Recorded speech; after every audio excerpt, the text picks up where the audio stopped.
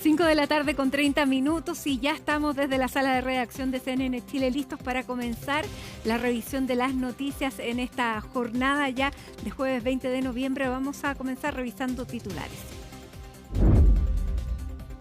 No somos infalibles, así reaccionó el Partido Republicano a la presunta vinculación del diputado Cristian Araya en el caso Muñeca Bielorrusa.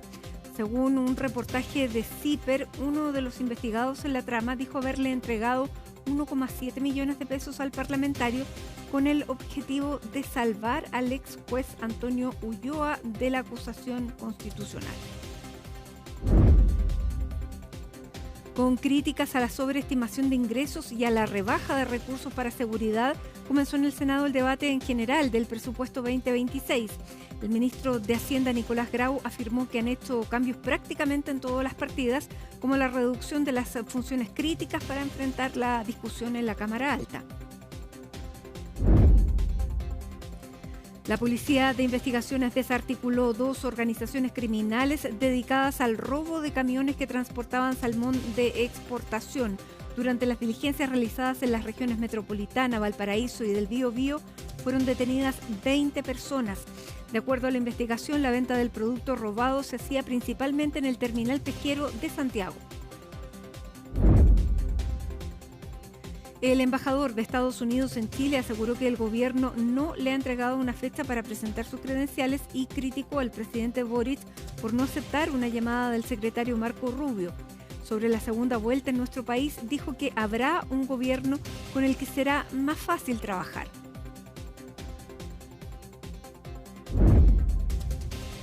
Y en el deporte hay expectación en Uruguay por el futuro de Marcelo Bielsa. El técnico rosarino convocó a una conferencia de prensa para las 19 horas de Chile, todo en medio del quiebre del entrenador y parte del plantel charrúa.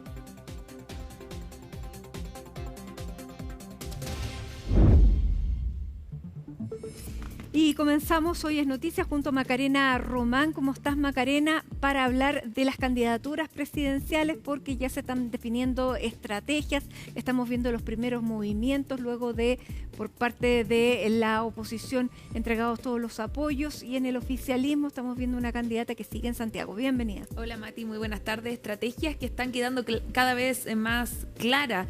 Y porque si uno saca la cuenta en estos 4 días que han pasado de la primera vuelta presidencial, José Antonio Kast, la carta de la oposición, la única carta ahora de la oposición, ha visitado 3 regiones. Por ejemplo, la Araucanía, Los Ríos, y también en este minuto está en Arica. Esa ha sido la estrategia del candidato del Partido Republicano y el Partido Social Cristiano, desplazarse hacia los puntos donde en general hay mayores conflictos. La Araucanía, cierto, por lo que sucede con algunos atentados, también en Arica, lo que tiene que ver con las fronteras, con la migración irregular, entre otras problemáticas. En cambio, en la otra vereda, en el oficialismo y la DC, la candidata Janet Jara ha optado por estar presente en diversos medios de comunicación. Esa ha sido la forma, al menos hasta ahora, para llegar a los distintos rincones de nuestro país, asistir a matinales, asistir a distintos medios de comunicación tradicionales, pero también a instancias de streaming o de YouTube,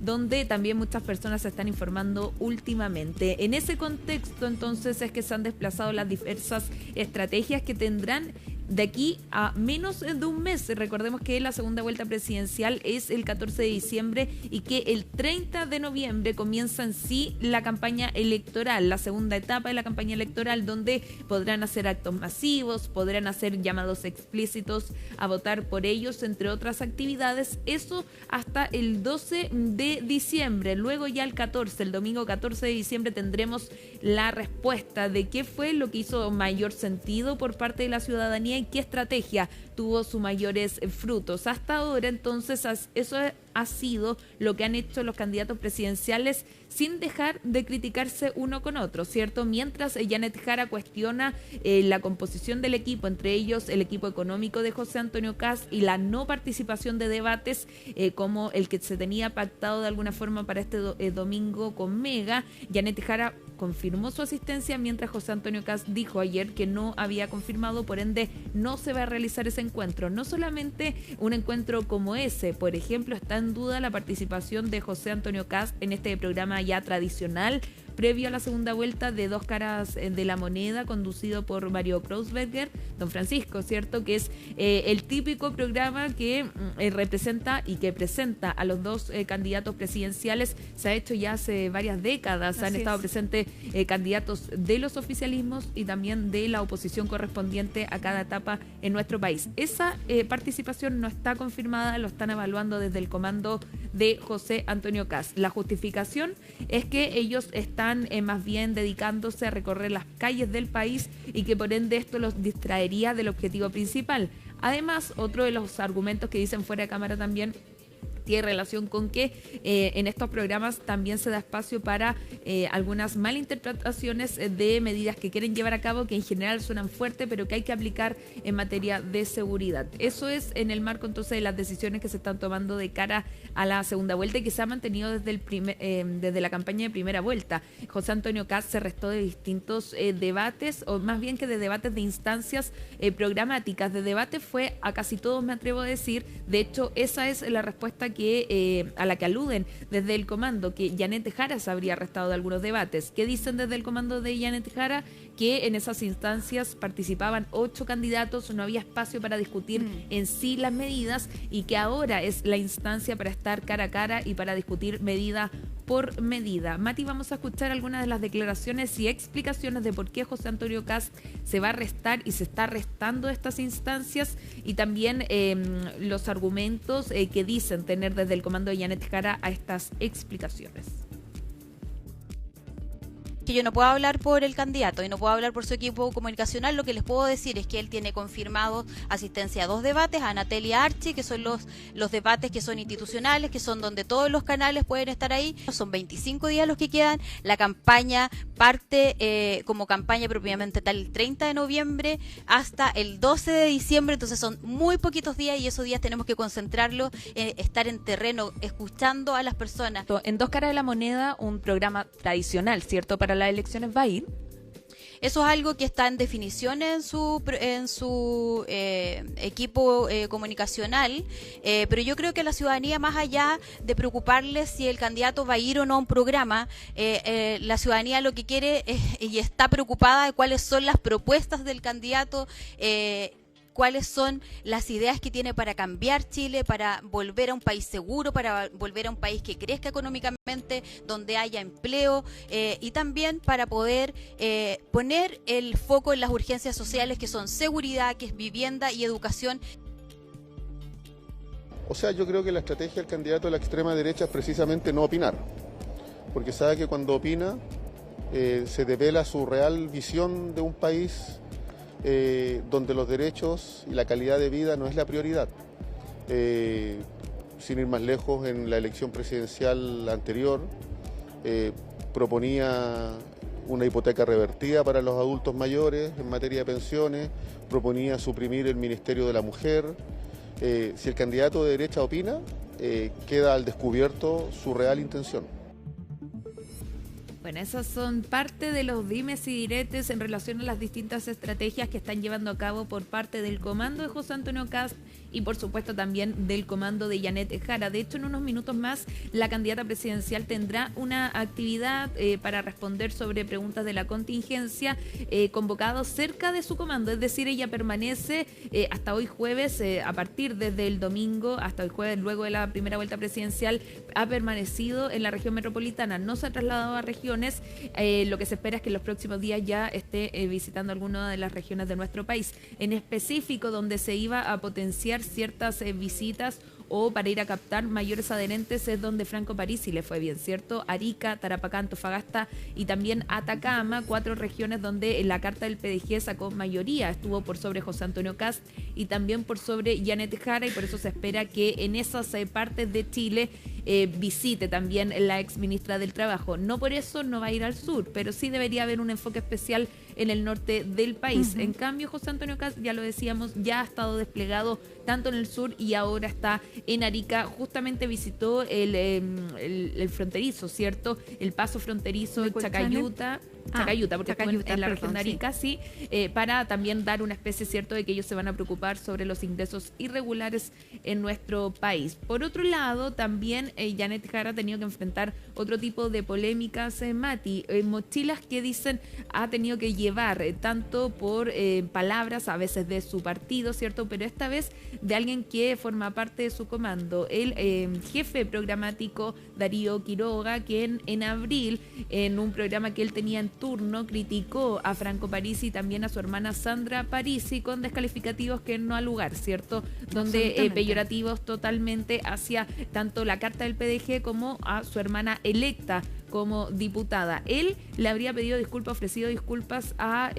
Franco Parisi y también a su hermana durante estos debates, estos encuentros que tuvieron varios los candidatos presidenciales antes de la primera vuelta, y de hecho hoy Franco Parisi en Cooperativa decía que ellos aceptaron esas disculpas, pero que también están acostumbrados a que se lingüenee de alguna forma tanto su candidatura como a las personas que ellos representan. En ese sentido, entonces, por supuesto, estas críticas han causado la respuesta de Janet Jara, quien ayer, este miércoles, contestaba que por parte de ella jamás iban a encontrar un registro de ese tipo, porque ella no se refiere así a las personas, ni a los que piensan como ella, ni tampoco a quienes no piensan igual que ella. Vamos a escuchar parte de las declaraciones que han resultado a raíz de estos cuestionamientos y también de las diversas estrategias que están aplicando los comandos tanto de Kast como también de Jara. No conozco candidato que esté más expuesto en Chile que José Antonio Kast. Está todos los días en la calle, parte su periplo de segunda vuelta, cosa que yo apoyo de manera muy decidida, en el lugar probablemente más expuesto de Chile, que es la macrozona sur del país, yendo a ver a las víctimas del terrorismo. Después continúa en una zona muy dejada de lado por este gobierno, que es la región de Los Ríos. Entonces yo al revés, yo creo que José Antonio Kast ha entendido que para llegar precisamente a aquellos votantes que muchas veces ven a la política muy distante, que no consumen programas de televisión política. Mire, la política, estimados, consiste en priorizar y consiste en dar señales. Acá el candidato José Antonio Kast ha priorizado estar con la gente y enviar una señal muy clara, que él quiere estar donde las personas están, en sus cotidianidades. ¿Usted cree que es eso también? Quizás está evadiendo porque puede ser una instancia en donde queden al descubierto ciertas falencias, no sé. Mire, es lo que plantea. Yo recuerdo que en primera vuelta la candidata Jara, ella no iba a los debates. Y si ella siente la necesidad de dar explicaciones en los programas de televisión, en los matinales del desastre de este gobierno, bueno, es un problema de ella. El próximo 14 de diciembre los chilenos y chilenas tienen que votar informados. Lo que piensa Janet Jara y lo que piensa José Antonio Kast. Y los debates son muy importantes, son relevantes, porque de esa forma, ¿no es cierto?, los periodistas pueden hacer las preguntas y tienen el deber los candidatos y candidatas de contestar. Y es por eso que nos parece impresentable que el candidato Kast, ¿no es cierto?, de la extrema derecha, no quiera presentarse al debate. Ya ha evadido todas las preguntas en los debates anteriores en la primera vuelta. ¿Esperamos lo mismo en esta segunda o sencillamente no se va a presentar? Esto nos parece impresentable para todos los chilenos y chilenas que necesitamos saber qué es lo que piensa en materias tan importantes, ¿no?, como es en lo económico, como son los derechos sociales, como son los derechos de nosotras las mujeres. Bueno, ahí escuchábamos entonces las distintas reacciones que han provocado las estrategias de ambos candidatos. También en información, cierto, que publica la Radio Bio Bio, Franco Parisi también respondió al profesor Silva, cierto, el ex constituyente, claro. Sí, republicano, Raúl Silva, si no me equivoco es el nombre, el profe Silva, quien... Luis Silva, que también catalogó a que Franco Parisi no tiene la llave para una segunda vuelta, evidentemente no llegó a la segunda vuelta, pero también dijo que veía como muy endeble la proyección institucional y que le parecía precaria y frágil la estructura del partido de la gente, y por eso entonces Franco Parisi responde que esto tiene que ver con prepotencia de los fachos, y ahí queda también su típico eslogan, ¿cierto?, que él decía, acá no somos ni fachos ni comunachos, y por ende también ha tenido que responder tantas las críticas que han venido desde el oficialismo como también desde la oposición a un mismo proyecto, el proyecto que sin duda alcanzó una mayoría importante durante la primera vuelta presidencial con el 19% de los votos, y que también tanto Kast como Jara y sus comandos se están mirando con atención. Es ahora, un botín de voto importante.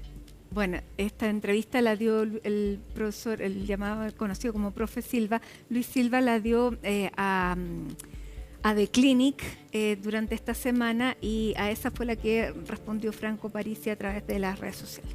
Claro, y ahí también bien tajante con sus dichos y con las críticas. Él dice que ya están acostumbrados a que siempre se le trate mal a su partido, a su figura, pero él pedía que ojalá no se les tratase mal ni a su hermana, ni tampoco a quienes creen en este proyecto del Partido de la Gente, que juntó, quieran o no, cierto, más de 2 millones de votos durante la primera vuelta presidencial. También habló sobre elecciones o sobre decisiones el presidente de la República, pero esta vez no dio lugar para críticas ni tampoco para favorecer a alguien. Al parecer ya no quiere entrar en ese nicho donde se le pedía desde el comando de Janet Jara que saliera para no provocar repercusiones ni ayudar a uno u otro candidato. Él se refirió a los gustos y también a que las decisiones afectan el día a día de nuestras personas, de las personas para bien o para mal, sin dar a entender entonces un mensaje en contra, en este caso como nos hemos acostumbrado, del candidato de la oposición José Antonio Kast. Escuchemos las palabras del presidente Gabriel Boric. A propósito de las elecciones presidenciales, podremos tener muchas diferencias a la hora de hablar de política, pero démonos cuenta que esas diferencias también podemos acercarnos cuando nos encontramos en espacios como este, porque al final del día Chile es uno solo, porque al final del día cuando Chile crece tenemos que crecer todos, porque al final del día las buenas ideas no son atributo de uno u otro sector político, sino que le hacen bien a la patria entera. Mati, solo para finalizar y para que tengan un contexto también de lo que han provocado estas dos candidaturas que se están disputando, el llegar a la moneda, por ejemplo, si ponemos el foco en ex autoridades del ex gobierno de la presidenta Michelle Bachelet, de la expresidenta. Ignacio Walker durante la noche de este miércoles decía que iba a anular porque no iba a votar por José Antonio Kast respecto a sus cercanías, ¿cierto?, con lo que fue la dictadura en nuestro país o con la figura de Augusto Pinochet, ni tampoco iba a votar por Janet Jara por la mochila que él dice carga a raíz del Partido Comunista.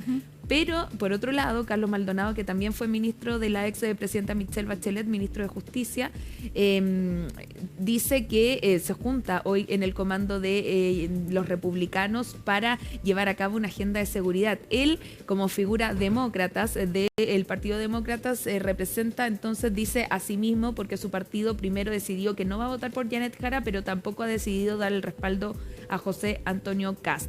Dos miembros de la ex concertación entonces que tienen puntos de vista bien distintos, uno participando en el comando directamente de José Antonio Kast, ahora que pierde su candidata Evelyn Matei, y otro que entonces pretende anular durante la elección del 14 de diciembre. Sí.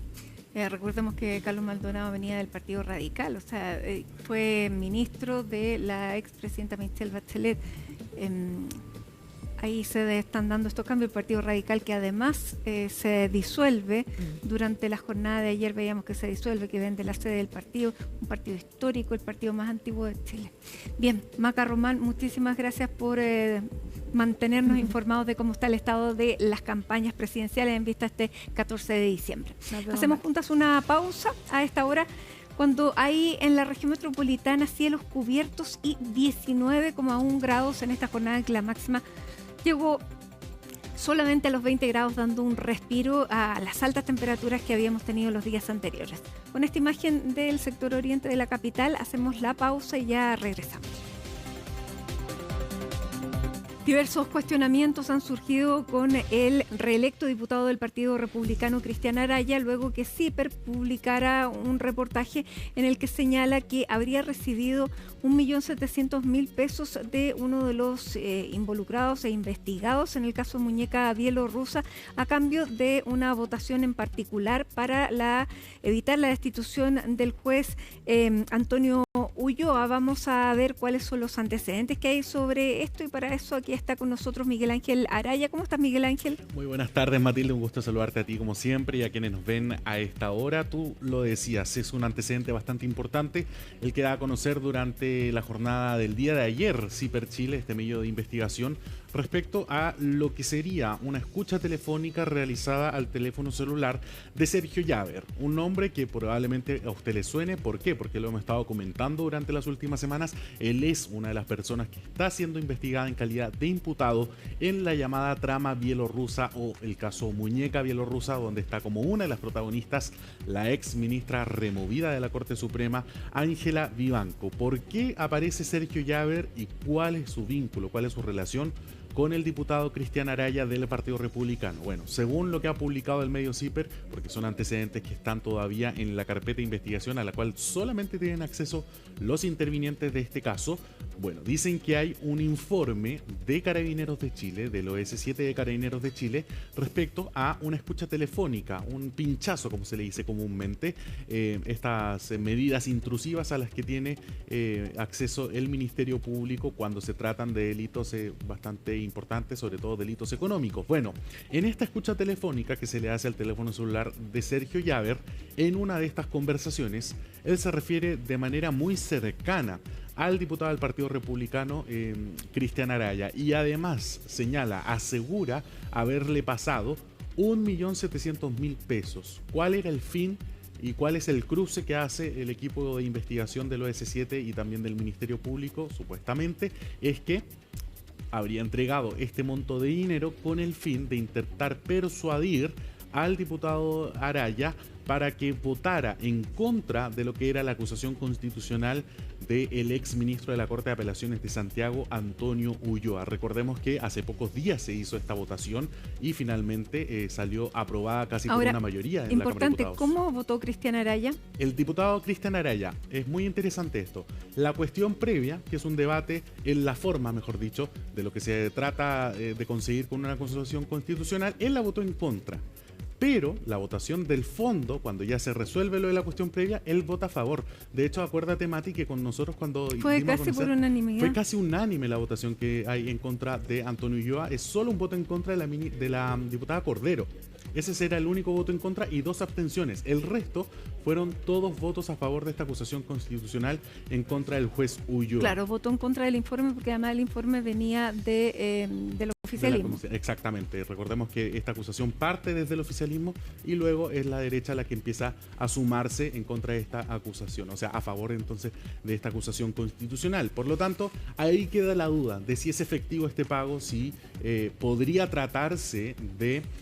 podríamos decir un blufeo, como se le llama comúnmente, lo que estaría haciendo Sergio Llaver, porque es una conversación que tiene con su esposa. Es con su esposa que está hablando sobre esto y dice que entonces le iba a solicitar al diputado Araya que con su importancia, con su relevancia al interior de la bancada, intentara convencer a sus demás compañeros de partido y de bancada que votaran en contra de la acusación constitucional del juez Ulloa. Pero parece que hay nuevos antecedentes que habría conversado con otra persona y también le habría ratificado algo parecido. Exactamente, o sea, todo esto está en desarrollo. Así que lo que dice de hecho durante esta jornada el fiscal nacional no puede confirmar ni tampoco desmentir que actualmente haya una investigación en contra del diputado Araya.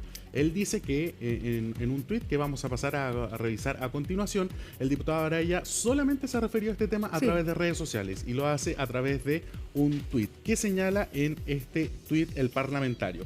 Respecto a la nota publicada por el medio CIPER Chile, quiero afirmar que las imputaciones que hace el artículo son falsas. Asimismo, consignar que no existe ninguna investigación en mi contra, ni he sido notificado de ninguna medida o acción judicial a este respecto. Además agrega, ahí usted no lo va a poder leer, pero sí dice, respecto a la votación de la acusación constitucional en contra del exministro Ulloa, como consta públicamente, voté a favor de la destitución, atendida la gravedad de los fundamentos y antecedentes presentados, contrario a lo que intenta instalar el medio de comunicación. Así que eso es algo que nosotros podemos dar por seguro.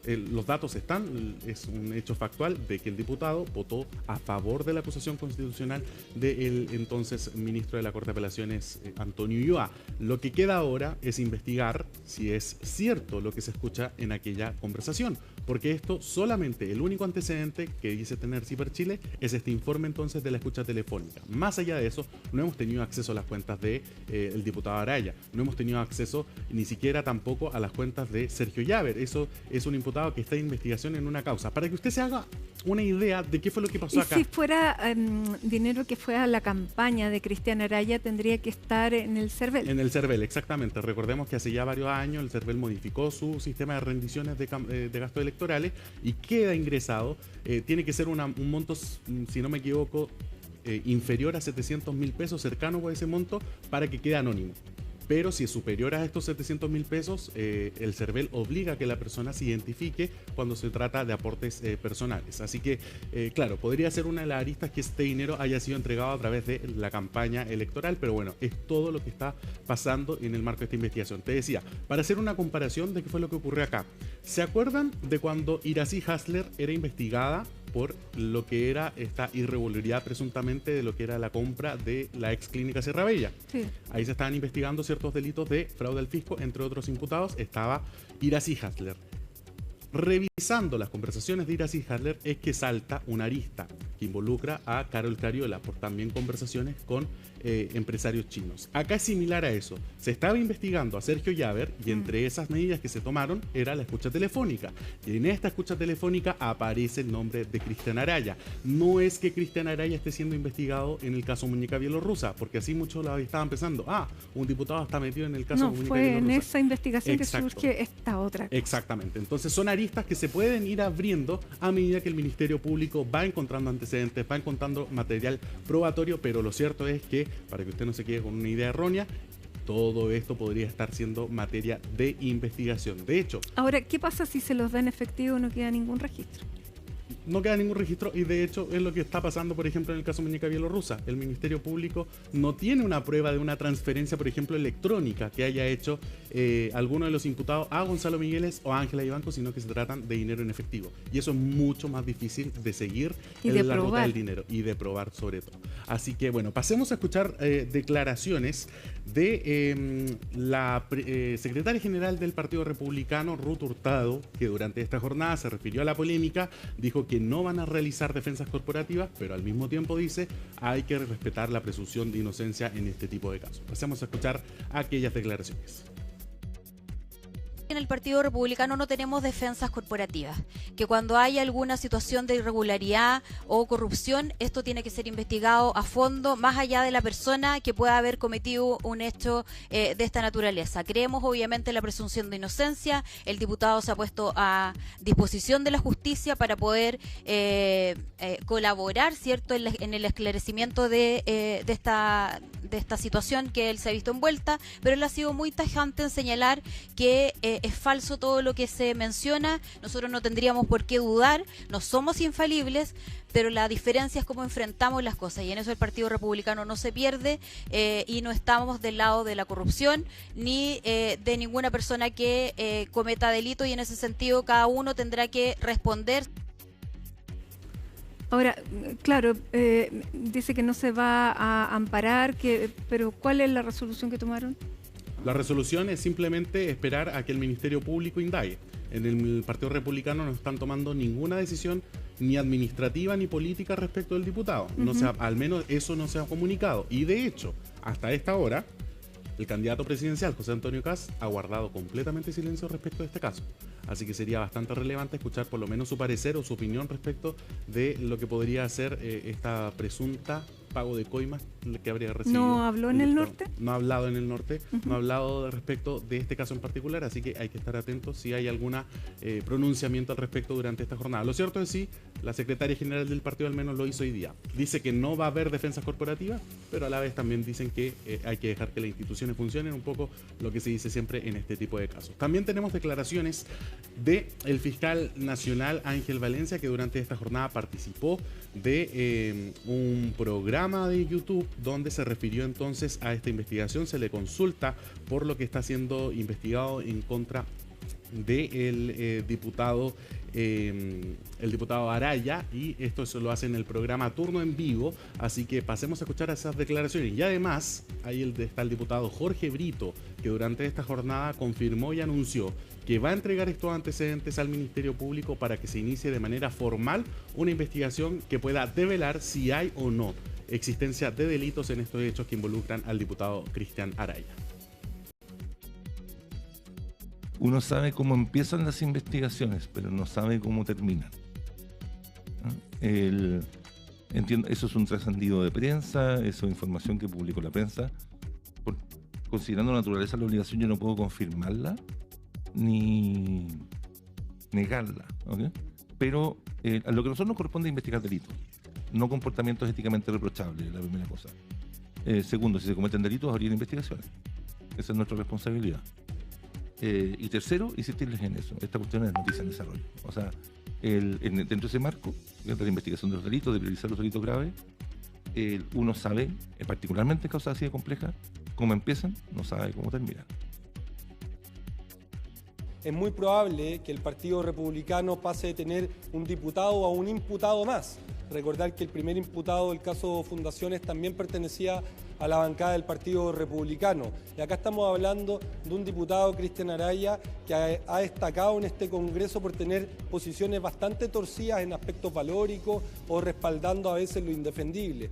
Es por eso que queremos acá descartar que se haya cometido un delito, por lo cual remitiré a la Fiscalía de Chile, al Ministerio Público, los antecedentes para que pueda investigar y que el diputado Cristian Araya sea revisado respecto de sus cuentas, su efectivo, y con eso no permitir que algún parlamentario esté vendiendo su voto, esté vendiendo su trabajo al mejor postor.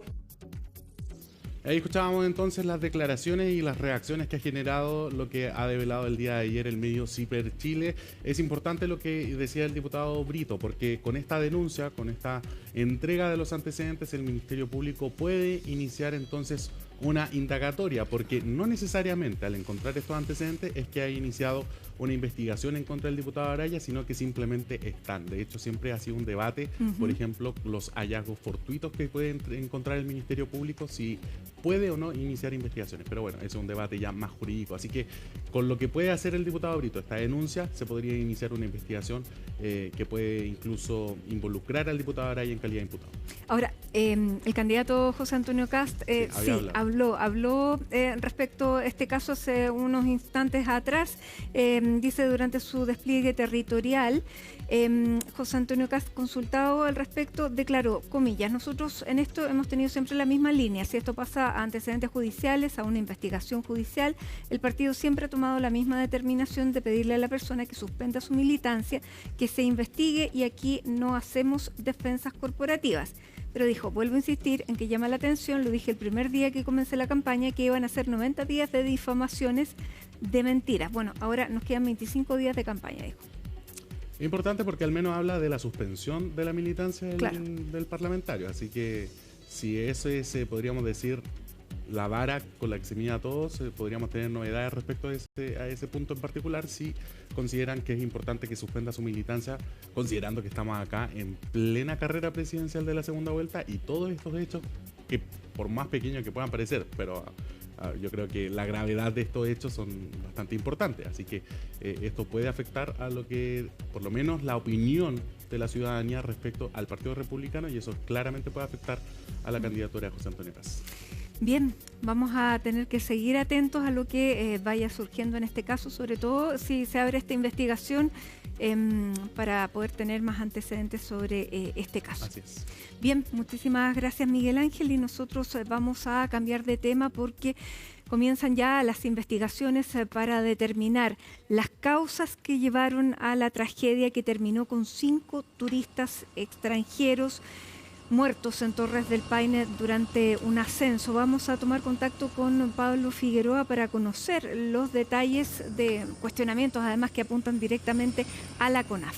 Pablo. Hola Mati, así es, buenas tardes. Una de las noticias más lamentables probablemente del año, y tiene que ver también con uno de los desastres, noticias más trágicas por lo menos del turismo en la historia del país. Estamos hablando de esta tragedia, el fallecimiento de 5 personas, 2 de nacionalidad mexicana, 2 de nacionalidad alemana y una persona de nacionalidad inglesa.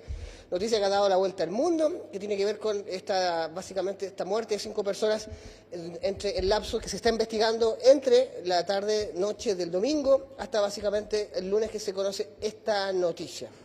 Para partir entrando en detalle, mejor escuchemos a la Fiscalía de Magallanes con respecto a esto, quien entrega más detalles con respecto a dónde va la investigación, y después entramos en los detalles de lo que ha ocurrido detrás de esta noticia, los 5 fallecidos en las Torres del Paine. Partamos escuchando a la Fiscalía de Magallanes, que explica detalle a detalle la causa de la muerte de estas 5 personas y también cuáles son las personas que también tuvieron problemas de salud.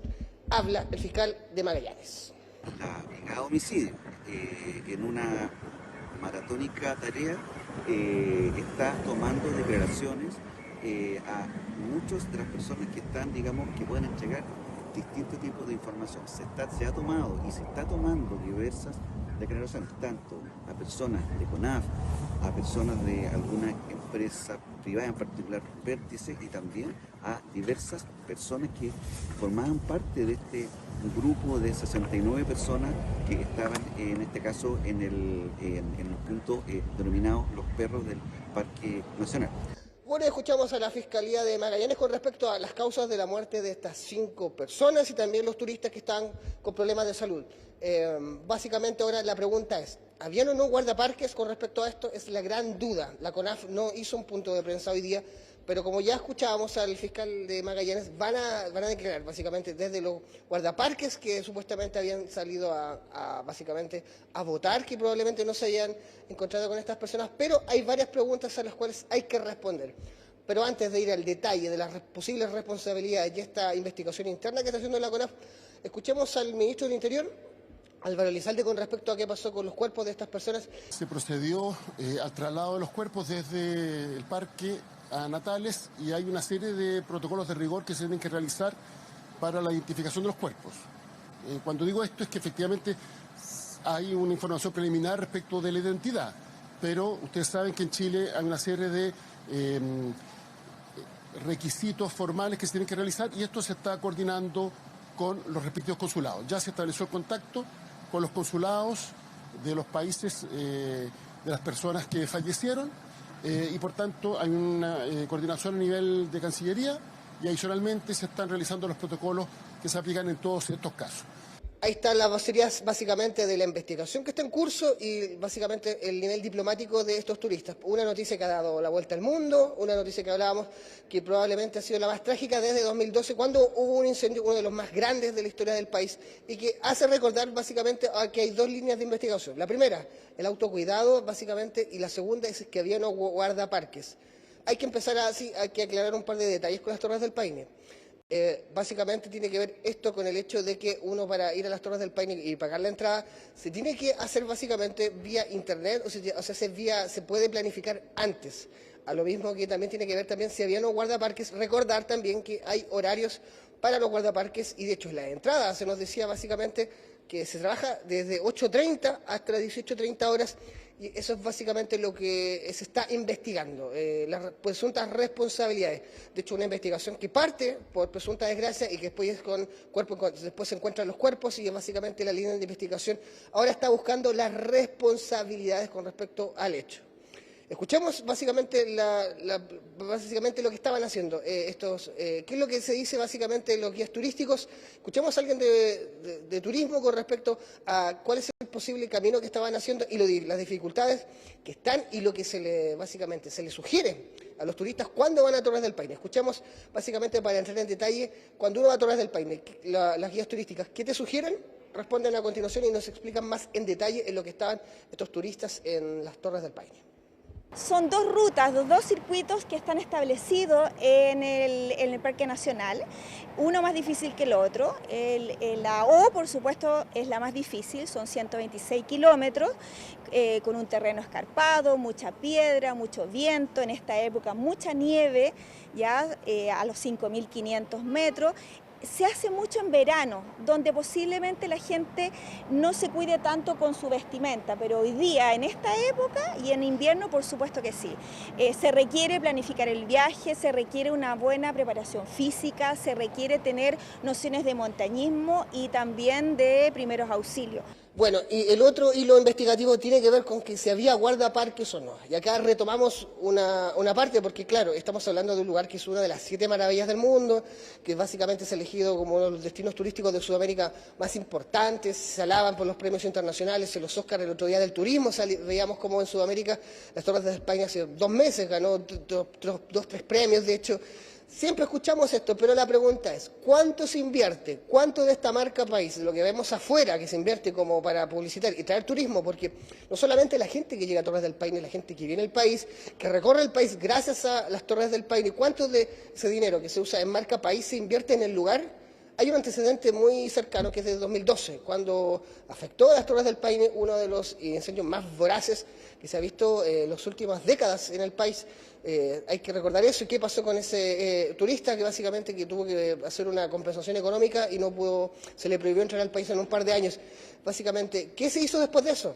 Responde, mire, escuchemos ahora, Mati, a la alcaldesa de Torres del Paine que habla de esto. Estamos hablando de una de las grandes marca país que Chile es conocido al mundo por el fútbol, un montón de cosas, pero también por las Torres del Paine, como básicamente un lugar de atracción.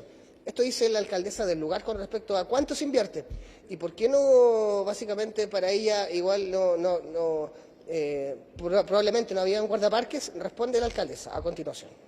A raíz de los grandes incendios siempre se han detectado falencias que tampoco se han subsanado, y uno de los grandes temas es los pocos recursos con que cuenta la administración del Parque Nacional Torres del Paine, entendiendo que es uno de los que más genera recursos a través de la cantidad de visitantes que obviamente se reciben, y por supuesto nos lleva a que obviamente no hay recurso humano, no hay guardaparques para poder tener una buena soberanía, un buen resguardo de nuestro Parque Nacional Torres del Paine.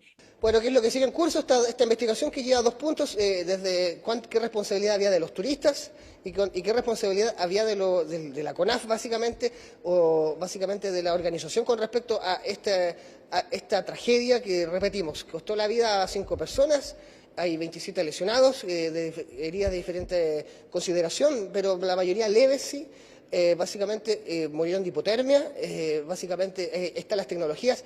Bueno, quedan entredichos también desde toda la organización de la CONAF hacia abajo, pero lo más importante, se mancha, además, bueno, lo más importante, 5 personas que perdieron su vida, pero también se mancha una de las grandes marcas país, y tiene quizás que ver con cuánto dinero, que es la gran pregunta, cuánto dinero de lo que se invierte en promocionar las Torres del Paine se invierte a la par en el parque en sí mismo. Recordar que solamente con un puro detalle, uno de los animales más peligrosos, de hecho se nos dicen los mismos expertos, el puma americano, está en Torres del Paine, no suele atacar a las personas, pero ojo, no hay que esperar a que pase, básicamente para que nos demos cuenta de que hay que poner más personal para que socorra a la gente. Así que la gran pregunta es, ¿de quién es la responsabilidad? Bueno, es una investigación que sigue su curso ante una lamentable noticia que mancha la imagen país, pero por sobre todo costó la vida a 5 personas que vinieron a Chile de turistas y básicamente tuvieron este trágico final. Buenas tardes. Bien, muchísimas gracias, Pablo, y con esta lamentable información que nuevamente nos conmueve, vamos a la pausa cuando son las 6 de la tarde con 15 minutos. Ya estamos de regreso con más.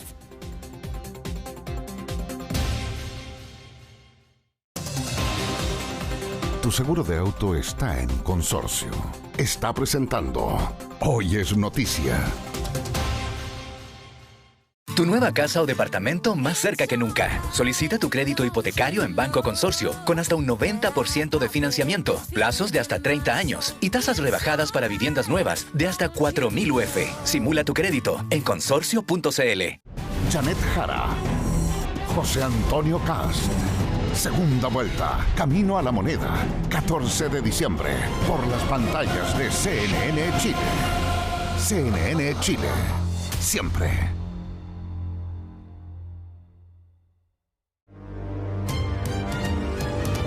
Yo creo que vamos camino a ser Ciudad Juárez. La frase no fue pronunciada por un asesor de Johannes Kaiser, ni por un parlamentario republicano, ni por algún dirigente deschavetado de extrema derecha. Su autor es el alcalde de San Bernardo, Christopher White, militante del Partido Socialista, y fue publicada en una entrevista en la revista Sábado del Mercurio este fin de semana. Supongo que la izquierda, a partir de la debacle sufrida ayer, cuando llegó, a mi juicio, a su mínimo histórico, se dará muchas vueltas teóricas para explicar lo que ocurrió, para explicar el desfonde total que sufrió en la elección de ayer, incluso en aquellas regiones donde era muy fuerte hasta hace no tanto tiempo. Sin embargo, aunque las discusiones teóricas son, por supuesto, muy importantes y probablemente indispensables, quizás antes de reflexionar tanto, sus dirigentes deberían darse una vuelta por San Bernardo, ir a conversar con su alcalde, militante del PS, para comprender lo que él quiere transmitir. La inseguridad es un flagelo, y un flagelo que afecta sobre todo a los más pobres porque sus costos no están distribuidos equitativamente entre la población. Allí está la fuente profunda de la desconexión de la izquierda que la ex ministra Carolina Toá denunció hace algunas semanas. El alcalde anunció que iba a votar, por supuesto, por Janet Jara, pero que está decepcionado por su falta de señales en temas de seguridad. Si nos tomamos en serio la experiencia del alcalde, los resultados de ayer no son ninguna sorpresa. Allí está el agujero negro de la izquierda y ahí está el origen de su reflexión. Tolerancia cero. Cada lunes a las 22 horas. CNN Chile. Siempre. Y estamos de regreso en Hoy es Noticia, son las 6 de la tarde con 17 minutos y a esta hora vamos a seguir hablando de política, de lo que está pasando en Chile Vamos, luego de que su candidata resultara quinta, su candidata presidencial resultara quinta y con resultados además dispares dentro de los partidos que forman esta misma alianza. Por ejemplo, Renovación Nacional bajó de 25 diputados electos el 2021, 25 electos a solo 13 este domingo. Eso sí, fue la única tienda que eligió senadores, eligió 5 senadores y precisamente vamos a conversar con una de ellas, Andrea Valladares, senadora electa por la región del Maule y además secretaria general de Renovación Nacional. Senadora electa, muchísimas gracias por este contacto. Muy buenas tardes. Hola Matilde, muchas gracias por este contacto. Feliz de poder estar conversando contigo.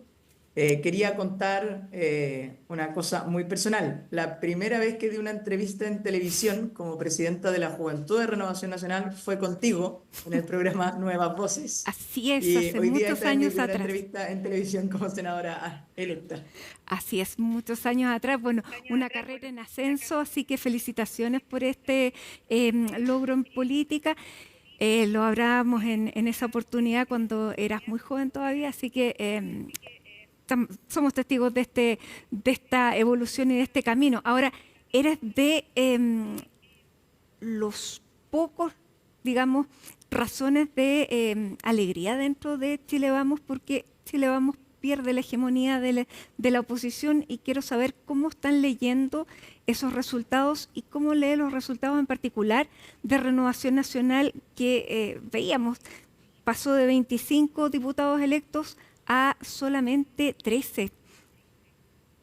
Matilde, lo primero es hacer un análisis del número de votos que obtenemos y esto tiene que ver un poco con el sistema electoral. En el número de votos que obtiene Renovación Nacional, por ejemplo, en senadores, es no solo Renovación Nacional, sino la lista en general, la lista en competencia, la lista que encabezaba Republicanos versus la lista que encabezaba Chile Vamos, es solo un punto de diferencia de votos. Y en el caso de la lista de diputados son solo 2 puntos de diferencia y el número, en el fondo, la conversión de esos mismos votos a número de electos es mucho más favorable hacia el Partido Republicano que hacia Renovación Nacional o hacia la UDI. Ahora, esto también era así el 2021. Entonces, sí, pero al revés, a nosotros nos tocó una mayor conversión teniendo un número, y ahí sí que la diferencia en votos con el Partido Republicano era mayor. Pero hoy día a nosotros nos tocó, obviamente, no poder convertir ese número, ese casi muchísimos votantes, en el mismo número de parlamentarios. Y obviamente eso hace que tengamos hoy día una menor representación, pero finalmente, y el llamado, y dónde quiero ir con esto, es que tenemos un número de votantes, un porcentaje de votantes muy alto que confió en Renovación Nacional y más allá también en Chile Vamos, y por lo tanto nosotros tenemos un rol que cumplir, independiente de que hoy día a lo mejor en el número de parlamentarios sea menor a lo que tuvimos hace 4 años. El número de personas que confió en el proyecto que nosotros representábamos es un número muy similar al que lo hizo al proyecto que encabezaba el Partido Republicano. Ahora, senadora, el resultado de la candidata de Chile Vamos en la región del Maule fue muy pobre. Ella alcanzó 9,6% en la región del Maule. ¿Qué fue lo que pasó? Bueno, nosotros en todas las regiones tuvimos un desempeño distinto, muy dispar a lo que pasó en la región metropolitana, donde nuestra candidata sí tuvo un mejor desempeño. Y ahí creo que hay que mirar varios factores. En esto no solo hay una responsabilidad o no solo un factor. creo que son escenarios multifactoriales. Hay uno principal y que creo que nadie pudo leer, y es lo que todos han reconocido, el número de votación, el porcentaje de votación que se lleva el Partido de la Gente con su candidato Franco Parisi, que en mi opinión responde a el descontento de ciudadanos, la frustración, la incertidumbre. Hoy día se la llevó el PDG y Franco Parisi. Y eso no estaba en ningún análisis electoral ni encuesta que te pudiera dar orientación hacia la dirección de la campaña. Y por lo tanto, al tener un escenario así de distinto a los datos con los que uno puede contar, obviamente hay fallos en la estrategia, hay fallos en el despliegue y hay distintos fallos que vamos a tener que ir analizando en el tiempo. Hoy día nosotros tenemos un desafío que es concentrarnos en la campaña de José Antonio Kast y obviamente ganar la segunda vuelta. Los análisis de qué pasó, dónde estuvieron los errores, que obviamente los hubo, creo que queda para después del 14 de diciembre. Ya, eso es bien importante porque hay sectores disidentes dentro de la misma Renovación Nacional que han sido muy críticos. Ustedes tuvieron un Consejo General el pasado martes y ahí, bueno, fueron discursos bastante descarnados los que se escucharon en esta reunión en que participaron por Zoom, pero de todas maneras fue muy duro y eso lo hemos visto también en la prensa, declaraciones de Cristian Monkever, el expresidente, de Mario Desbordes, de voces que son muy representativas de Renovación Nacional y que han tenido una posición crítica a la mesa en la que usted es parte desde hace ya un buen tiempo. ¿Hay para ir avanzando con otros temas, hay una autocrítica? A ver, yo creo que parte, si llegamos al fondo, porque hay críticas que se tiran muy al aire, yo creo que la crítica de fondo y la discusión puede estar en el pacto que se realizó, si era el pacto correcto o no. Esto lo hemos explicado en varias ocasiones.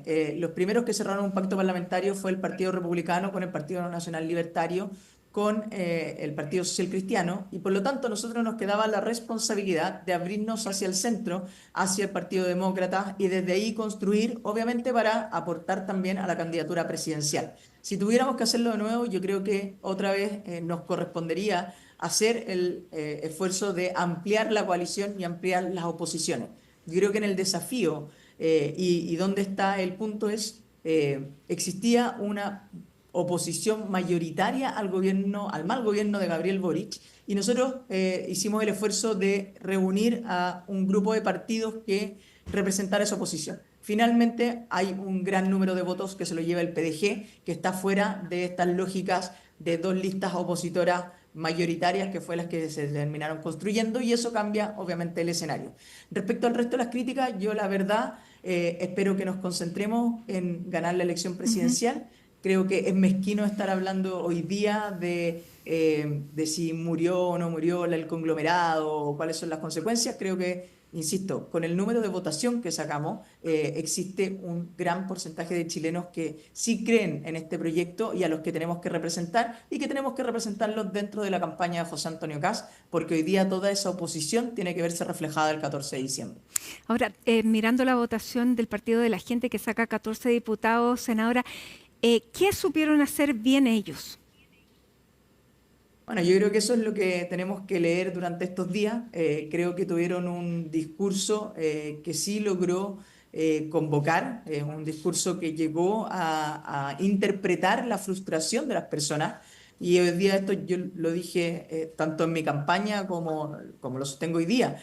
Existe un nivel de incertidumbre, de desgaste, de estar cansados con una política tradicional que no logró resolver los problemas de las personas. Muchas personas, una inmensa mayoría que confió en el gobierno actual y que finalmente hoy día se sienten profundamente decepcionados y que no cambió todo lo que prometieron cambiar, y por lo tanto elige una opción más fuera de la institucionalidad, una opción distinta, y creo que ahí supo conectar mejor. Era personas que hoy día se sentían profundamente oposición a este gobierno que les falló, pero que no fuimos capaces, obviamente, de reflejarlo en nuestro trabajo y que sí nos midieran a nosotros como la opción de cambio.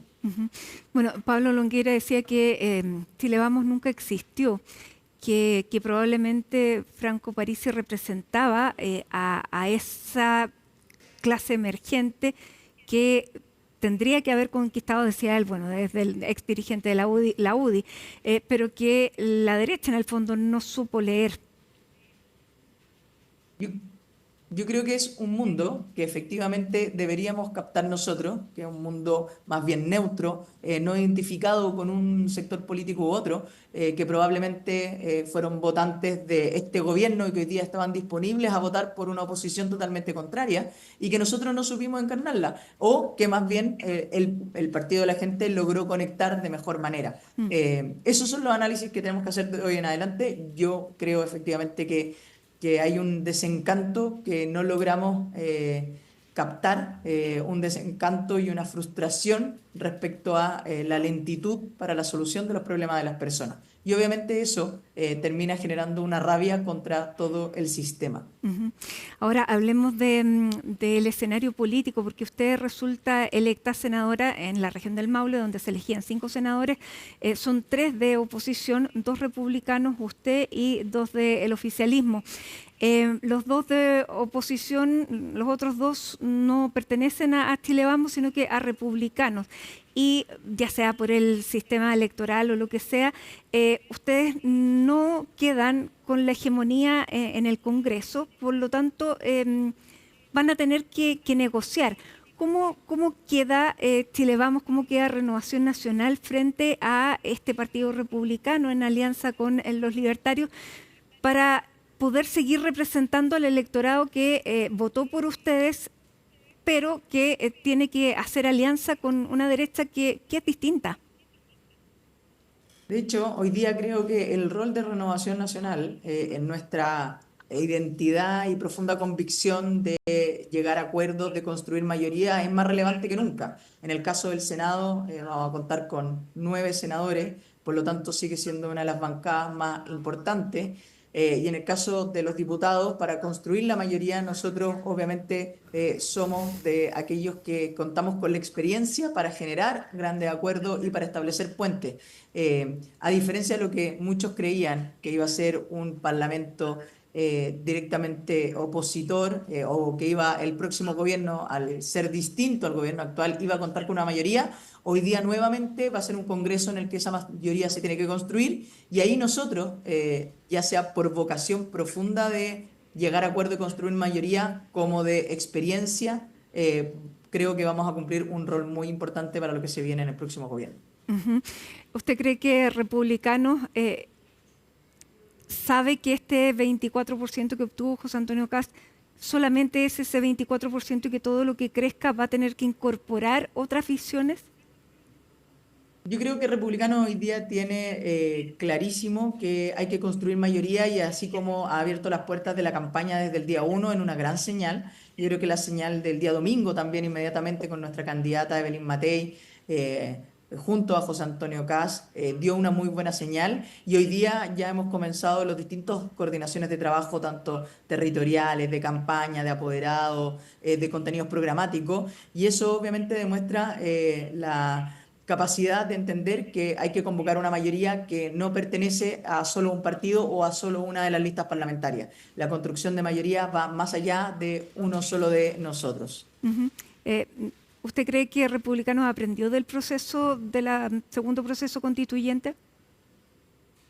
Yo creo que hoy día están demostrando que entienden que hay que construir una mayoría y yo con esa misma buena fe creo que vamos a construir un muy buen trabajo y lo primero es ganar el 14 de diciembre, luego se verá cómo se proyecta ese trabajo en el futuro. Bueno, Arturo Esquella dijo que iban a necesitar las fuerzas de Chile Vamos para poder gobernar. Claramente necesitan personas que tengan experiencia en los cargos, pero ¿cuál cree usted que tiene que ser el rol de Renovación Nacional? ¿Un apoyo ciego a este nuevo gobierno que probablemente encabece José Antonio Kast? Lo primero es un apoyo a la candidatura, ganar el gobierno y una vez ganado el gobierno, obviamente nosotros vamos a tener un Consejo General para también analizar cuál va a ser de nuestra identidad hacia el futuro, cómo nos vamos a presentar, no solo frente al gobierno, sino también en nuestro rol que hemos tenido en el Congreso y obviamente en lo que van a ejercer nuestros alcaldes y concejales. Nosotros tenemos una fuerza territorial, somos el partido con más alcaldes en Chile y eso para mí es un desafío después de ganar la segunda vuelta. Hoy día lo importante, y siempre lo dijimos, el apoyo a José Antonio Kast o al candidato de derecha que pasara a segunda vuelta tenía que ser sin condiciones y de trabajo absolutamente coordinado y leal. Y en eso es lo que estamos hoy día y espero que eso dé los buenos resultados para el 14 de diciembre. Y luego de eso, obviamente, ver cómo nos seguimos proyectando dentro de este nuevo escenario político. Ahora, ¿qué le parece a usted que se critique al candidato José Antonio Kast porque no asiste a más entrevistas en televisión, estos debates que habían estado organizados, uno el domingo estaba organizado en Mega y no se va a presentar? ¿Qué le parece? Porque hay personas que señalan él no quiere dar respuestas y cuando uno le pregunta a él dice yo no me voy a remitir a el tema que se le está preguntando porque yo no he cambiado. Uno puede ir a buscar declaraciones antiguas del candidato respecto a temas como la mujer, derechos humanos, etcétera, y quedarse con eso, esas declaraciones de hace mucho tiempo atrás. ¿No es bueno que se despejen? Yo creo que va a ser parte del proceso. Hoy día entiendo que por la programación de campaña ha decidido estar en regiones, de hecho ya ha viajado a 2 regiones y creo que ahí hay un sello de estar muy presente en todo Chile, pero José Antonio Kast en ningún minuto, ya lo pudimos ver en la primera vuelta, se salió de alguno de los debates o no participó de los debates grandes y generales donde pudimos ver a todos los candidatos. Así que creo que es más una cosa de tiempos y que lo vamos a poder ver en todos los escenarios que se necesita ver a un candidato presidencial, en terreno, en entrevistas, en debates y en lo que sea necesario para transmitir los mensajes finales que hoy día van a convocar a esa mayoría. Senadora, ¿cuál es el desafío que tiene Renovación Nacional como partido para mantener esta identidad propia? Porque el riesgo o la tentación de ser absorbidos por la mayoría, porque la UDI es el partido de origen de republicanos, por lo tanto pudieran naturalmente tener una afinidad mayor. Renovación Nacional es distinto. ¿Ustedes quisieran mantener esa diferencia o eso es lo que tienen que seguir conversando? Nosotros somos un partido político distinto y somos un proyecto político distinto al de la UDI, al de Republicano. Nosotros tenemos una identidad propia y lo que tenemos que trabajar hoy día es cómo fortalecer nuestra identidad y cómo esa identidad logramos transmitirla a los distintos espacios. Fortalecer nuestro trabajo con jóvenes, el trabajo en regiones. Nosotros tenemos, vuelvo a repetir, un despliegue de alcaldes y concejales, el partido con mayor número de alcaldes y concejales, y tenemos que lograr que ese trabajo territorial que es tan exitoso también se proyecte hacia afuera, hacia los distintos cargos, renovación de cuadros, tenemos elecciones internas en el mes de marzo, por lo tanto estamos en nuestro proceso natural dentro de Renovación Nacional de cómo fijar nuestras posiciones, mantener nuestra identidad y fortalecer nuestra estructura. Usted, bueno, como senadora, ¿le preocupan que derechos que ha adquirido, o sea, que se han ganado para las mujeres puedan ir en retroceso pensando en declaraciones anteriores de José Antonio Kast? Creo que eso es parte de las campañas que tratan de hacer los opositores a la campaña de José Antonio Kast. Él no ha dicho nada sobre eso en esta campaña, en esta elección. Creo que a mí me pasó mucho en terreno de personas preguntando sobre si José Antonio iba a quitar derechos sociales. Y creo que eso son malas prácticas de los opositores. No hay nada que diga que algún... o parte del programa de gobierno que se vayan a quitar ni derechos a las mujeres ni derechos sociales. Al contrario, el Partido Republicano y José Antonio se preocuparon mucho, por ejemplo, de reafirmar su compromiso con la PGU, que además es una de las políticas públicas del presidente Piñera más exitosas y que creo que el mensaje tiene que quedar muy claro en cuanto a que no solo va a ser protegida, sino que por lo menos desde Renovación Nacional siempre hemos querido que sea, ojalá, reforzada. Bueno, y así lo van a hacer con otras políticas, como por ejemplo los derechos que se han alcanzado en las mujeres respecto a las 3 causales de interrupción del embarazo. Nosotros como Renovación Nacional también lo hemos dicho, ya está legislado y por lo tanto para nosotros no hay más vuelta que darle. Muy bien. Senadora electa por la región del Maule, Andrea Valladares, muchísimas gracias por esta entrevista, esta primera entrevista ya con nosotros como senadora electa. Así que muchas gracias y seguiremos, por cierto, conversando de distintas materias aquí de cara a esta segunda vuelta y este proceso ya que comienza el próximo 11 de marzo para la nueva legislatura. Así que muchísimas gracias. Muchas gracias, Matilde, y espero que esto sea una cábala. Muchas gracias, que esté muy bien. Y a esta hora de la tarde, ¿me avisan hacia dónde nos vamos? Vamos a información policial a esta hora porque hay un operativo de la PDI en el terminal pesquero, se lo contábamos en titulares, por robo de salmones, y Felipe Hernández está en el lugar para contarnos sobre los detenidos y cómo estaba operando esta banda que fue interceptada y que ha sido detenida. ¿Cómo está, Felipe? ¿Cómo estás, Mati? Muy buenas tardes. Claro, porque fue un despliegue que se realizó en el terminal pesquero, bien digo, muy temprano en esta mañana, en el cual llegó personal de la Policía de Investigaciones con diferentes unidades, no solamente la Brigada de Robos, sino que también la Brigada de Lavado de Activos, la Brigada y otras brigadas que componen justamente parte de la Policía de Investigaciones. Todo por una investigación que ya tiene es de larga data, es cerca de un año de vigencia de esta investigación, en la que ya se manejaban algunos antecedentes respecto de robo de camiones. Pero al momento de comenzar la investigación, tanto la Fiscalía como también en el caso de la Policía de Investigaciones comienzan a darse cuenta que algo no andaba bien, más allá del delito mismo del robo de camiones, sino que aquí no solamente existía una sola banda, sino que habían dos y que aparentemente estaban intercomunicadas entre ambas. Una banda se dedicaba puntualmente al robo de camiones, realizando incluso con sujetos que llegaban, abordaban a los camioneros, a los pionetas, también para sustraer la carga principalmente de los correspondientes camiones.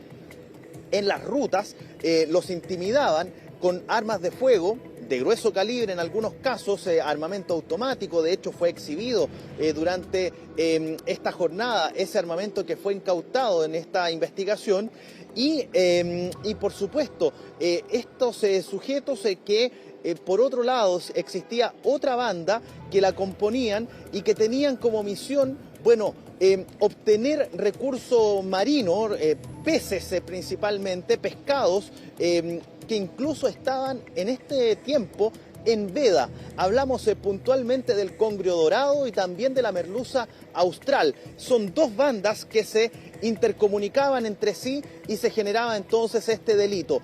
¿Dónde terminaba todo esto? ¿Cuál era el final de la cadena? Bueno, el terminal pesquero aquí en la región metropolitana. Ahí estos sujetos se instalaban y comenzaban a vender este producto que se obtenía de forma ilegal.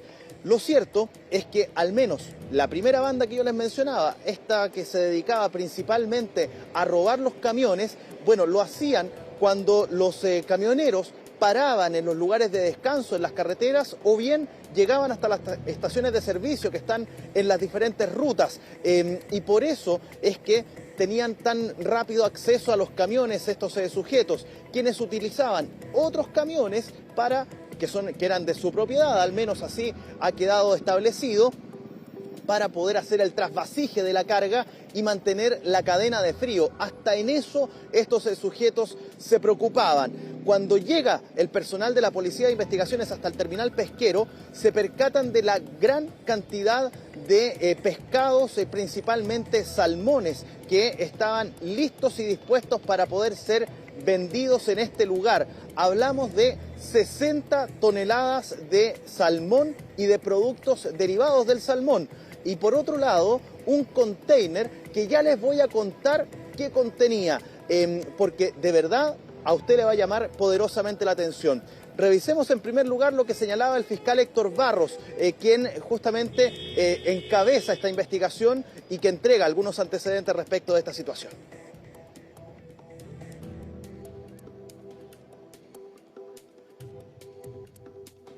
Y cuando hablamos de estas estructuras criminales y hablamos de los recursos que obtienen a través de la comisión de delitos, estamos hablando de miles de millones de pesos, y en virtud de eso también están siendo investigados por la figura de lavado activo que establece en este caso la ley correspondiente. Son 22 imputados que van en este caso, 19 que fueron detenidos con virtud de una orden judicial y 3 que están detenidos en virtud de flagrancia por infracción a la ley de armas y otros delitos más. Se pidieron 50 órdenes de entrada y registro en esta causa, las que se ejecutaron durante la noche y el día de hoy, y se actuó, como señalaba el señor Ramírez, en 3 regiones, básicamente en el Biobío, la quinta región y en la región metropolitana, específicamente o principalmente en el terminal pesquero. Claro, 3 regiones, el Biobío, en Valparaíso, puntualmente en la ciudad de San Antonio y en la región metropolitana, tal como lo escuchábamos ahí por parte del fiscal Héctor Barros, en el terminal pesquero puntualmente. Ahí, en estas 3 regiones o en estas 3 zonas es donde se focalizó esta investigación por parte de la Policía de Investigaciones. Hablamos de 60 toneladas de salmón y de productos derivados del salmón. Esto tiene una equivalencia en pesos de más de 1.600 millones. Y por otro lado, yo les había dejado pendiente una situación. Y es que al momento de ingresar la Policía de Investigaciones a uno de los recintos que estaban listos, adaptados para el almacenaje de estos pescados, bueno, se encontraron con una especie de container que mantenía al interior de este 10 toneladas de pescado, y estas estaban listos para ser también vendidos.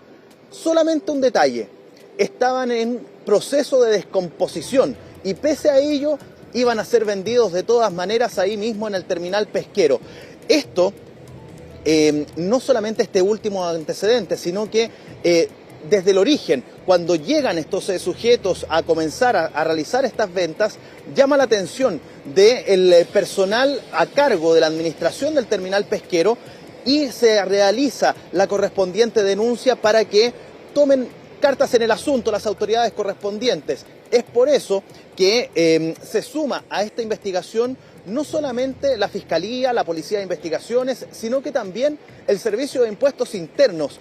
Por eso es que se hacen parte todas las entidades para poder desbaratar a estas organizaciones ligadas justamente al negocio ilícito de, en primer lugar, robos de camiones y también a la venta ilegal de pescados y mariscos provenientes de, bueno, este tipo de acontecimientos, de este tipo de delitos, como son los robos de camiones. Por eso, estas 22 personas, ya lo escuchábamos en la palabra del fiscal Héctor Barros, 19 de estas 22 van a ser puestas a disposición en la jornada del día de mañana, imputados por varios delitos. Hablamos de lavado de activos, también robo con violencia, robos con intimidación y, por supuesto, la infracción a la ley de armas y la infracción a la ley de pesca. Y por otro lado, hay otros 3 sujetos que finalmente hacen la suma de 22 que fueron detenidos en flagrancia. Estos sujetos fueron descubiertos infringiendo la ley de armas. Por lo tanto, todos los 22 serán formalizados en la jornada del día de mañana en el correspondiente juzgado de garantía.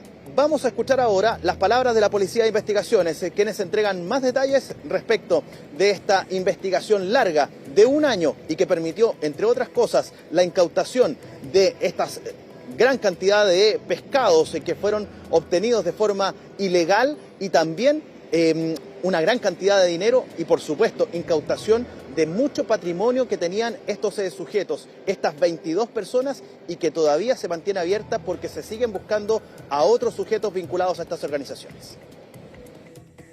Operaban en delitos violentos con arma de fuego para poder acceder a la sustracción de camiones con salmón que tienen su origen en Puerto Montt, en el sector de Calbuco, y que pretendían ser exportados.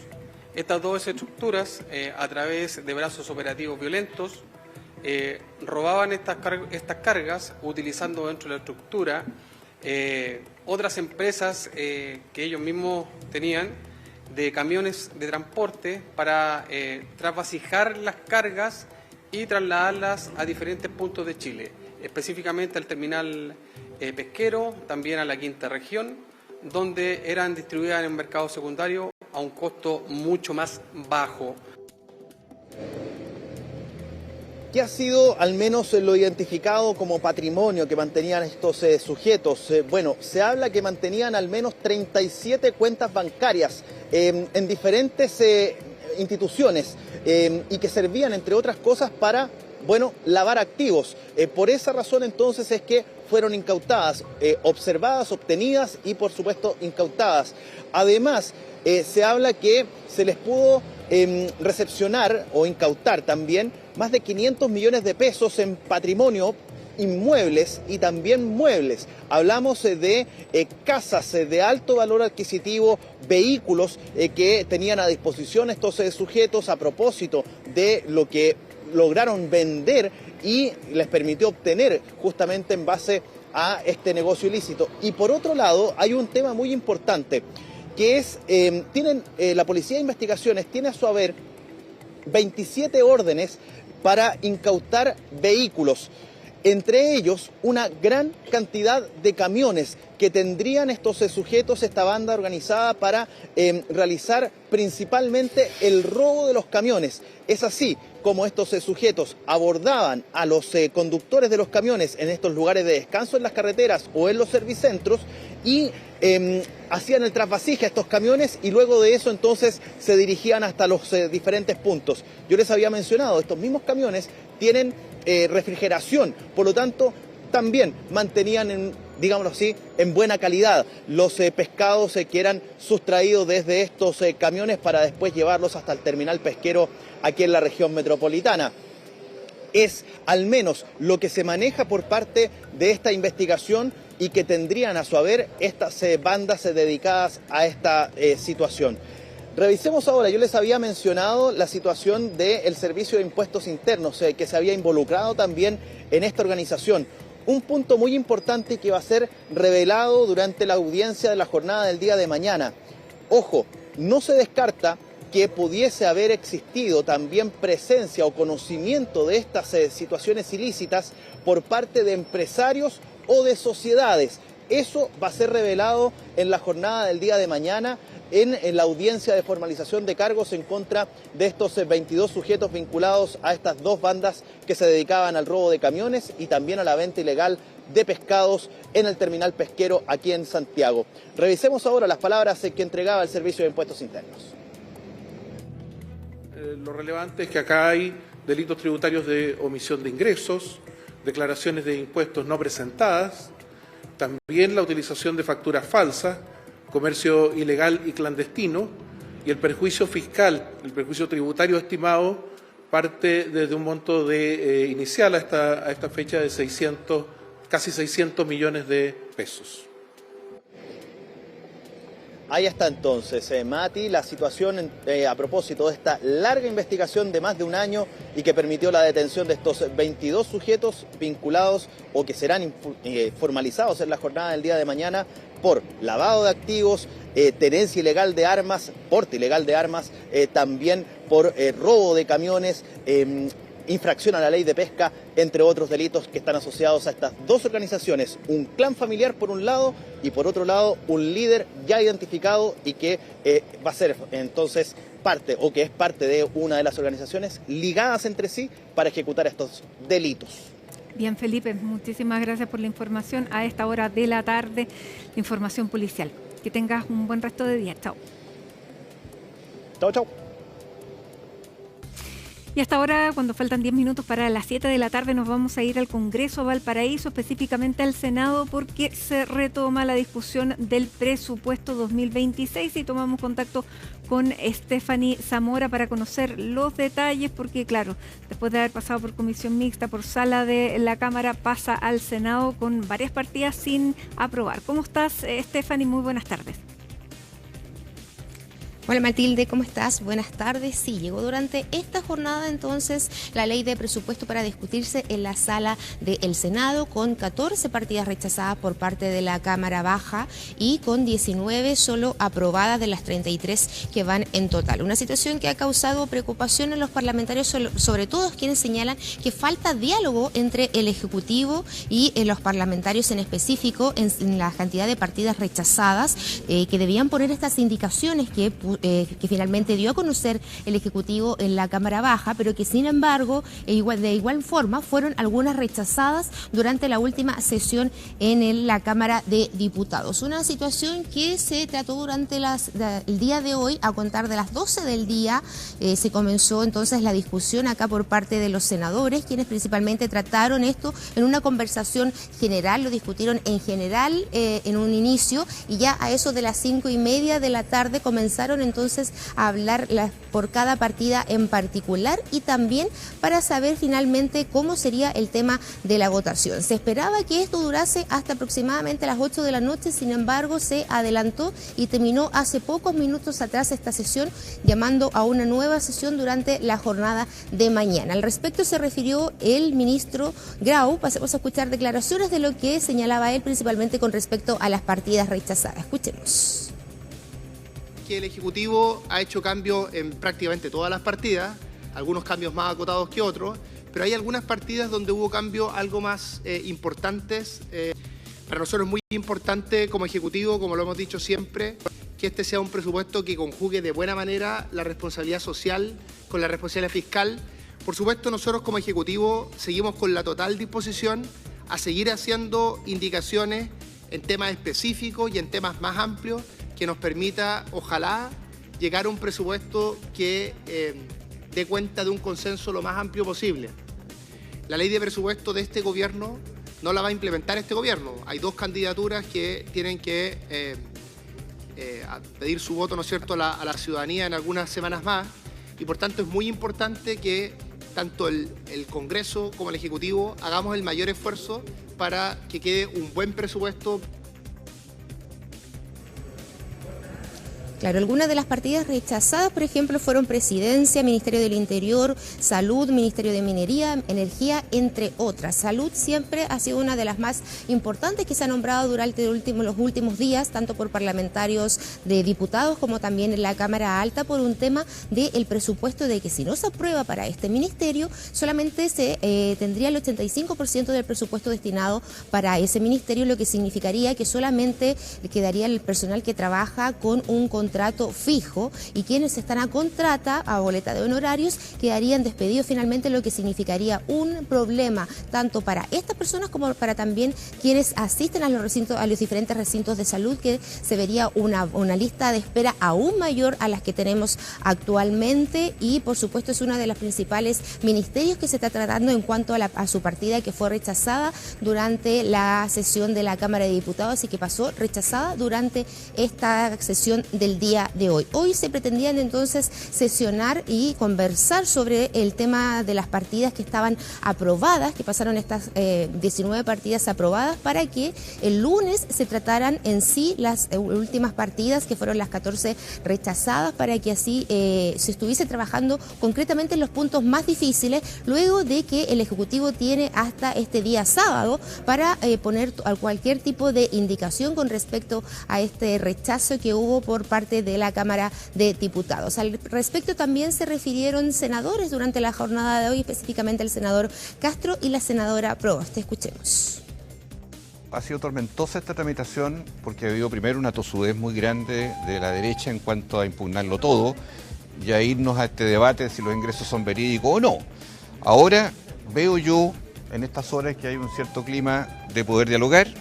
Es posible que haya grados de apertura, vamos a ver durante el curso de la tarde y mañana, de modo que se puedan, por ejemplo, aprobar las partidas que fueron rechazadas en la Cámara de Diputados. Me parece que es obvio para poder indicarle y poder hacer cosas sobre ellas. Pero el clima con que se llega es un clima muy preelectoral, lo lamento, es un clima que está entre primera y segunda vuelta, que no debiera entorpecer un tema tan permanente como es las finanzas públicas, y ojalá que haya sensatez en el debate y haya cordura al momento de saber que estamos jugando con el dinero de todos los chilenos. una discusión bien compleja a partir de lo que ha ocurrido en la Cámara. Creo que estos rechazos que se dieron tanto en la mixta como posteriormente en la Cámara hacen aún más complejo, lo decíamos al comienzo, nos quedan 9 días para poder despachar el proyecto de presupuesto. Esto requiere de una capacidad en el Senado de ponernos de acuerdo en aquellos temas que son relevantes. Nosotros esperamos que sí, que se voten aquellas partidas que no han sido objeto de indicaciones, que no fueron rechazadas en la Cámara, y por lo tanto ya comenzar a que el sistema vaya operando con mayor fluidez. Claro, un retraso que se generó durante esta jornada. Se esperaba que a eso ya de las 4 de la tarde se comenzara en sí la votación en particular de las partidas que habían sido aprobadas. Sin embargo, se extendió el debate y recién ya hace como las 5:30 más o menos aproximadamente se comenzó la discusión en particular y finalmente se dio por cerrada la sesión, lo que significa que entonces se trataron mucho menos de las partidas que estaban presupuestadas para ser conversadas durante la jornada de hoy. Por su parte, los parlamentarios de la oposición señalan que este erario está desconectado totalmente de la realidad que está viviendo en este momento nuestro país y que por eso están rechazando las partidas específicamente, que son las partidas más preocupantes para ello, como por ejemplo salud, seguridad, que son uno de los temas principales que se debiese invertir y que se debiese corregir los presupuestos para el próximo año 2026. Pasemos a escuchar entonces declaraciones por parte de diferentes senadores que también comentaron sobre esta situación del presupuesto que se está tratando durante hoy. Escuchemos. Yo no tengo mucho recuerdo que haya llegado a esta instancia tantas cosas rechazadas, sea en la mixta, sea en la Cámara de Diputados. Y creo que yo quiero insistir en donde tenemos las objeciones de fondo. Hay un tema de formulación del presupuesto. Ministro y directora, a través suyo, presidente, nosotros con todo lo que hemos visto, a pesar de los esfuerzos que se han hecho, creemos que los ingresos están mal calculados. Lo dijimos el año pasado, el año antepasado, y los errores que se cometieron en ingresos se están pagando hoy día. Son 4.800 millones de dólares por haber sobreestimado los ingresos versus los gastos. Tememos que esté pasando exactamente lo mismo. Datos que nos parecen relevantes y que no están sobre la mesa. Por ejemplo, todavía, tal como lo ha señalado sostenidamente el senador Kuchel, no conocemos los resultados del censo, ni tampoco los resultados de la CACEN. ¿Cómo vamos a proyectar un presupuesto de la nación si no tenemos datos clave y que además hubo un esfuerzo fiscal muy importante para aquello? Segundo, sería muy interesante, presidente, que durante esta discusión también pusiéramos sobre la mesa aquellos programas que son deficitarios desde el punto de vista de la eficiencia de los recursos públicos. A mí me gustaría que la DIPRES pudiera efectivamente darnos una exposición en cada una de las partidas respecto de aquellas materias en los cuales tenemos efectivamente programas que han sido deficitarios y no han cumplido con el objetivo y de los cuales no se toman las decisiones respecto de finalmente eficientarlos o finalmente generar un cambio de rumbo respecto a aquello. Claro, y escuchábamos entonces a los senadores por parte de la oposición quienes señalaban el punto de vista que les decía yo con respecto a la ley de presupuesto y lo que se discutió durante esta sala, que fue bastante poco el avance, la verdad, y se citó entonces ya para la jornada de mañana, eso de las 9:30 hasta la 1, para una nueva sesión extraordinaria para tratar el tema del presupuesto, recordando que quedan solo 6 días para que este sea despachado y esperan entonces el lunes juntarse ya, reunirse durante la jornada de la mañana hasta total despacho para saber finalmente cómo termina este presupuesto, cómo termina la votación y también si es que el Ejecutivo introduce algunas indicaciones de aquí al sábado, que es el último plazo que tienen para poder entonces dar cuenta de esta situación, Matilde. Bien, muchas gracias por toda esta información. Sigue entonces la discusión, tienen hasta pocos días, hasta el 30, así que vamos a seguir muy atentos. Que estén muy bien, muchas gracias, Stephanie. Que estés bien, chao. Gracias por habernos acompañado y hasta mañana.